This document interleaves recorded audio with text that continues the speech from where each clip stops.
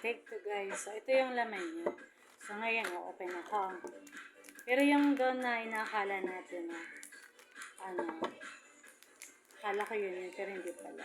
Minsan yung mga nagbibili, yung mga shopper dyan sa TikTok shop or sa shop, ibang sinashop nila. So, kunyari yun ang nila, in-affiliate nila doon, promote nila. So, pagdating sa'yo, hindi naman. Kasi tinikman ng anak ko, pangit naman ng lasa, mama.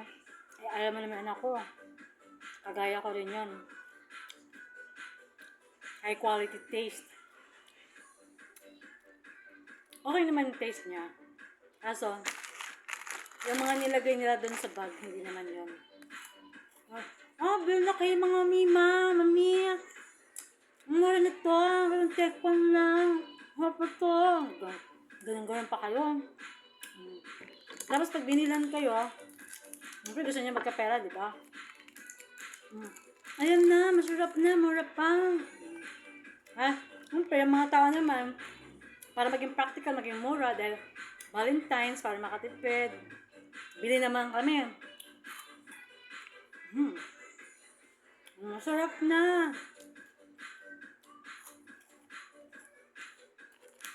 Malawa. Ayan. Tapos meron dito champoy. Okay naman yung taste niya.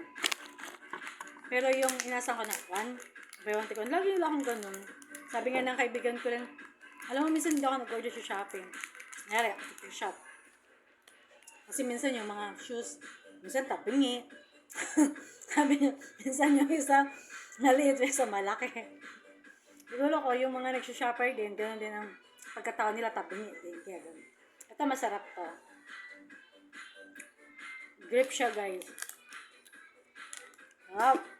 Tapos yung mangga din. Ito pa. So, high quality siya. Maganda siya. Parang kagaya ko lang. Toro ako eh.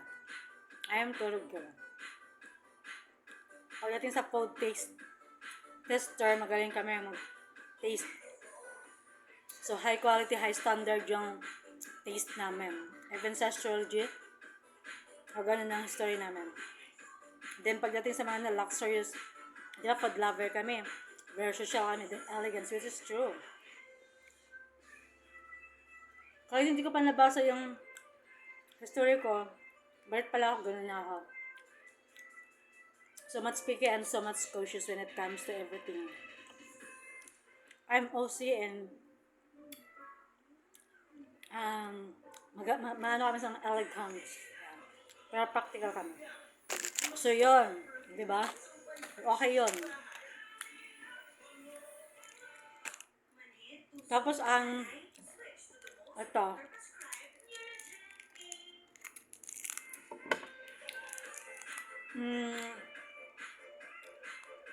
Wait. Pero kasi natikman ko na kahapon. Okay din siya, bilog. Malaman niya chocolate. So ito din, ang niya, cow. Ay, ano ba yun? Sorry naman. Gamit naman ng antipara, guys.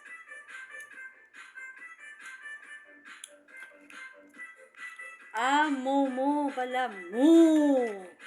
So, kalabo pa, ano pala to, cow. Okay lang siya. Harap. Lasang cow. Lasang candy. So, okay. Ito naman,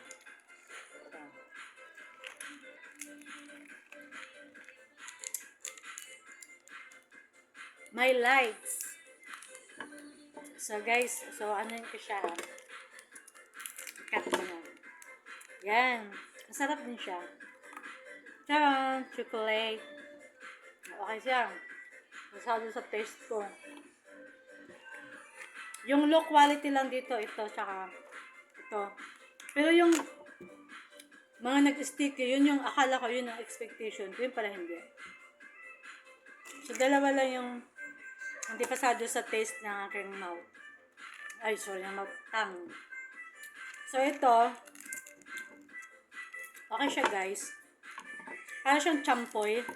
Kasi pag sa atin galing sa Singapore, yun ang mga pasalubong niya sa amin. Champoy. Tapos dun sa Binondo, di ba dami dun Chinese na nakataya. So, maasim siya, guys. Tsaka, ito. Asim. Masarap siya kasi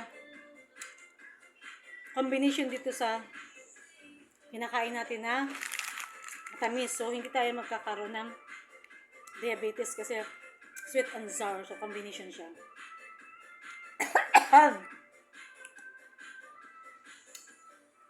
Pero pag napakindot ako, kapag parang asim ng ang palok. Maasim pa doon. So, maasim pa siya sa champoy.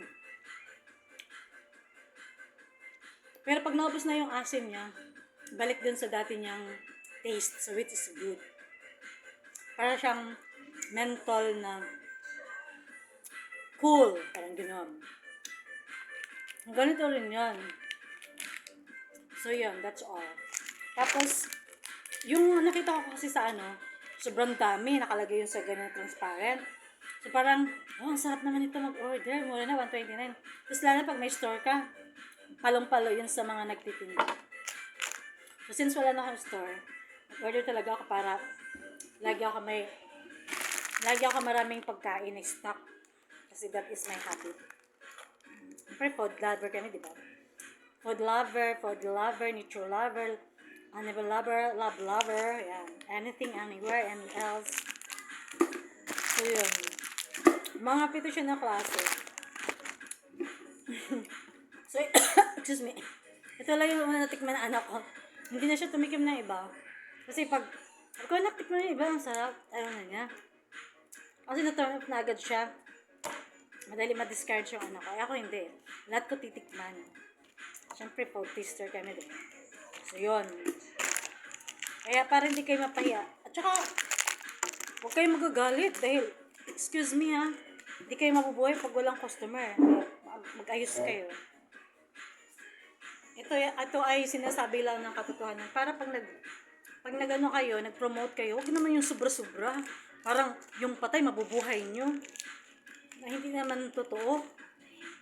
Tapos pag nag-ano kayo, dapat, kung buy one take one, buy one take one. Tapos pag click mo doon, sasabihin nyo kung, ay pag nag-click kayo, hindi na po ganun ang presyo kasi mayroon na po free shipping. Para hindi naman mabudol yung mga tao na, gaya ko, hindi rin ako marunong diba? Kasi mahina naman tayo sa mga technology. Lahat ng platforms ko, pinagawa ko lang yan, binayaran ko. Diba? So, yun lang. That's all. Thank you. Kaya dapat mahiya naman kayo, sabi ni Bangag. Mahiya naman kayo. Yung pala siya palang kahiya-hiya. Diba? Tayo ay nagsasabi lang ng mga katotohanan. Para hindi na tayo sundan pa ng iba. Magpakamodelo kayo to be a good example. Wala kayong niloloko na tao. Kasi ang pangloloko, kapatid yan ng magnanakaw at sinungaling.